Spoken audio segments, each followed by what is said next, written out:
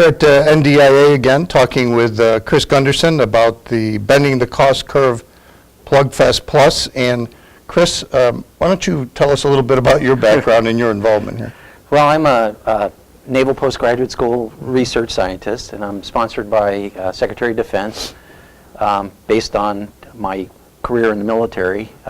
My job is to help the government figure out fundamental different approaches appropriate for acquiring information systems based on open approaches.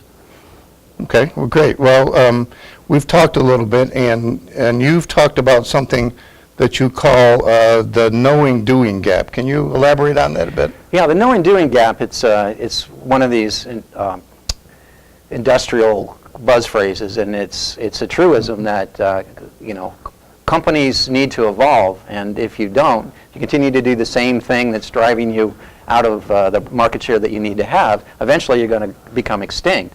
And even though you need to fundamentally change, you continue to empty your inbox and you don't find the time and the effort or the will to take on the new challenges. It's being caught in the grind daily. And yeah. So how does that, I mean, that sounds like the Einsteinian, if you do what you've always done, right? Exactly. Is that kind of where you're headed with that? That's exactly where I'm heading with that. So a couple of truths, things that everybody know. First of all, Einstein was right. He says that if you try to solve the problem that you're in with the same thinking and processes that got you there, you're crazy. So the knowing-doing gap is we know we need to find some fundamental different approaches. Question is, what are those? Well, we know two other truisms based on industrial best practice. You get what you measure. Leadership focuses on the dashboard associated with the things that they care about, and you get the things that the boss cares about. The other thing is you do get what you pay for. If you don't, people go to jail. In the defense acquisition world, people aren't going to jail, but we're not getting what we want. Ergo, we're not measuring the right things, and/or we're not paying for the right things. Okay. Well, tell me a little bit about this get what you measure, the idea about, we're all familiar with incentivization, and, if you're being measured to do things a certain way, you do them that way, right? Yeah. If you're being rewarded along those lines. So. Yeah, so the question is, if we want to fundamentally measure different things, what should they be? Well, we say we want to get better capability out on the street faster and cheaper, so we need to do that. We need to figure out how to objectively define the operational outcomes we're trying to achieve and define those in measurable ways. Then we have to couple that to a particular cost. It's capability per cost. If you think you're going to save money with any sort of a project, it doesn't happen in the world. So the objective is to get more capability, measurable capability, against some baseline at the same cost, and you need to get it out quickly. So you need to basically divide by the amount of time it takes you to get that out the door. That gives you the right metric. And so if we're going to fundamentally take that approach, we have to come up with some way to measure interoperability.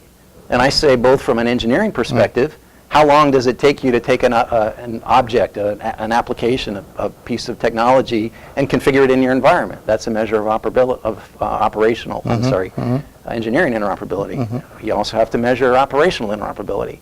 It's not just exchanging data, but it's making it effective. Kind of a more scientific approach to interoperability. Well, I guess, yeah. From an engineering perspective, if you can't measure it and you can't test it, you can't have it. So we need to come up with a way to measure it and test it, and then we have to use that test, and we call that a plug test, an interoperability test. You plug it in, and if it operates correctly, it's good. And we're saying, so use that as the basis for determining whether this or that offering is better. So this plug testing concept is being used a lot in commercial electronics to, buy down risk before taking components to market. You see the similar analogy here? Absolutely. In fact, the App Store metaphor is exactly what we're talking about. You have an app, you want to bring it to market.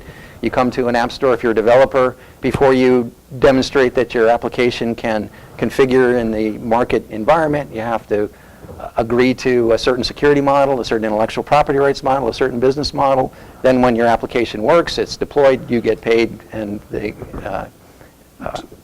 system grows. So comment just a moment on that security model and the influence of IA and all the things that we have to be concerned about today. Well, we have these concepts about clouds and service architectures, and the idea is you could build this interoperable, pluggable infrastructure, and you could continuously evolve new applications and just plug them in.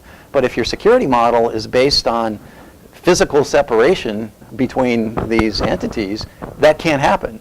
And so in order to achieve this vision, we need to come up with an approach to security that is likewise virtual and based on logical separation as opposed to physical separation. So this is all about getting what you measure. Exactly, and measure security in terms of the need to know, the need to protect information, but also the need to share it.